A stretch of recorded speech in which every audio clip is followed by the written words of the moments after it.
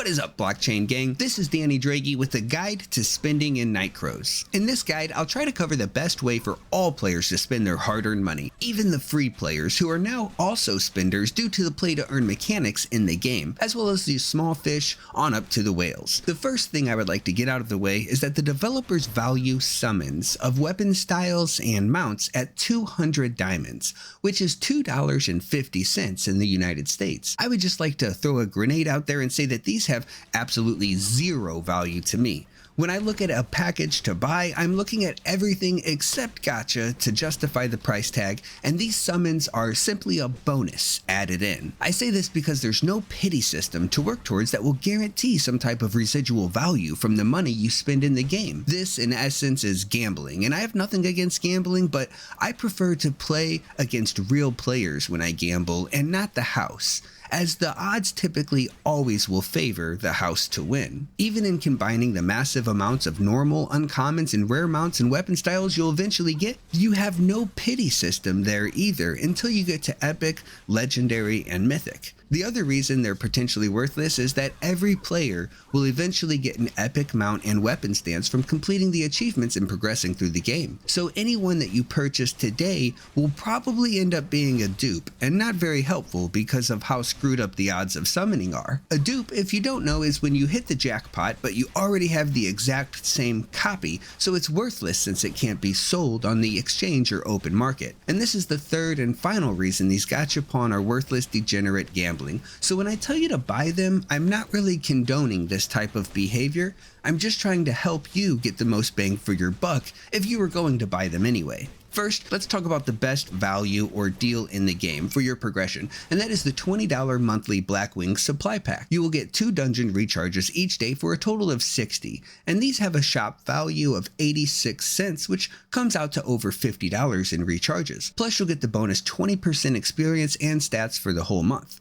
You'll also get $20 worth of diamonds, or 1,600, 200 mileage, and the bonus is the 11 summons. That makes this the best package in the shop dollar for dollar. My favorite part is that you don't have to use these tokens or lose them. You can sit on them until you have the time to get the most out of them, or until you get to a higher level dungeon, which is way better than just giving you an extra 30 minutes automatically each day. For free players and small spenders, you need to focus on crafting and the market to make your diamonds, so this is where I would spend most of my money. Any of the promotional packs for $1 to $5 that pop up, which offer a ton of gold, are a great way to get ahead so that you can buy your skills sooner, and that will help you power through the main quest. But since you are limited in capital to front this operation, you're going to have to do a shit ton of grinding. Don't forget about the D insignias, as they can be used to buy crafting mats, which can be refined and fetch a large price. Once you're able to convert diamonds to Wemix or pay with Wemix, it will be much easier to transfer your earnings into a monthly pack or some sort of step-up package. I would also recommend the $5 pop-up pack for the claw and brooch if you can afford them, as these stats will put you miles ahead of otherwise free players. You'll probably have to wait to get them up to +6 and beyond for some type of free-to-play event unless you're really lucky, as these are pay-to-win items. If you miss the pack, you can buy a +4 brooch and claw in the shop for $30, and it comes with an additional 800 diamonds. But I had a +4 and a +3, saving me $25 while having an extra 60 scrolls left over. Of course, your results may vary due to RNG.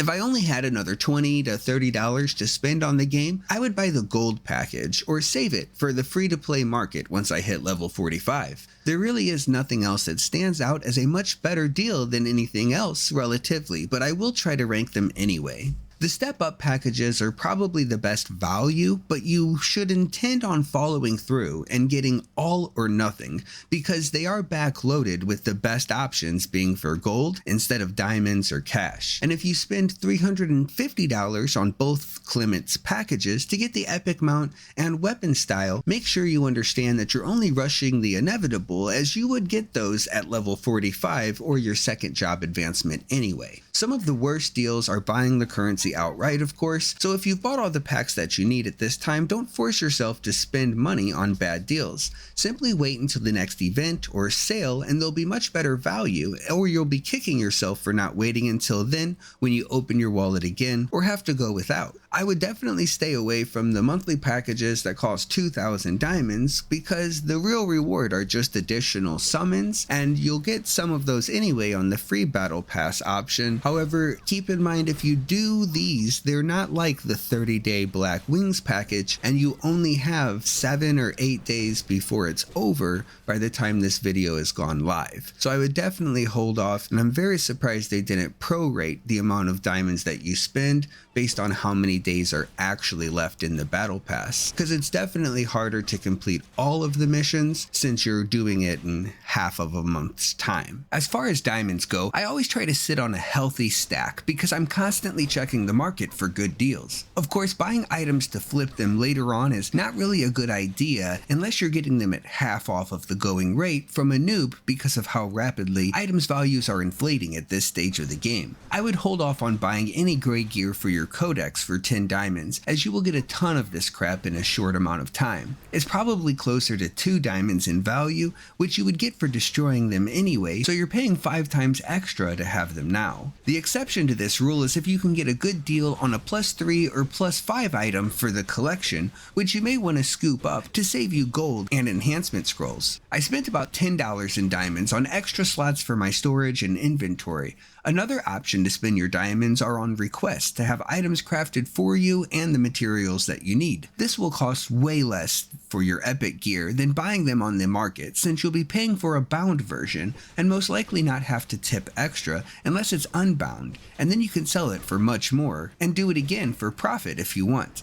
You can also hire whales to complete daily quests for you with the request board to increase your reputation, which gives bonus experience while grinding and other stats. The last thing I want to say about diamonds is you need to watch out for these bulk deals on the exchange. These end up tanking prices over the short term because a player gets the idea that if they bundle 10 items together, they should drastically lower the price, like we're at fucking Costco buying 5 gallons of mayonnaise. The next player comes along and sees the lowest price and lists it for lower. Stop doing this, as the bulk discounts don't sell items faster, they sell items slower, because it often exceeds the amount an individual player needs. Items will not sell until someone with diamonds needs them, and they will probably pay whatever price is the lowest. So it would be better to do multiple listings in smaller quantities without dropping the price more than 1 diamond. When I see a bulk deal for 50 diamonds for a stack of 10, for example, I always look above it for the real price of 1. If that is 8 diamonds, I ignore the 10 stack and list mine for 7, and it always sells. You can earn much more by not killing your own profits. You don't have to be desperate to sell stuff in this game, at least at this point, and this often pays for my taxes in all of my transactions. Finally, I just want to give you a tip on skills, since they cost 9 million gold each. Some of these skills can be purchased through the clan shop once it's unlocked for clan coins, and this could save you tons of time since you're gaining gold and clan coins each day. You're killing 2 birds with 1 stone. I hope these tips help you spend your money wisely. If you have any tips or found anything I left out, please let me know in the comments. Thank you for watching, and don't forget to like and subscribe so we can do this again sometime. Yeah, Mr. Laser. Here it comes. Here it comes. You will be destroyed. You're going The down. explosion will be of extraordinary magnitude. Just hang on. It takes a while. Oh God, my back!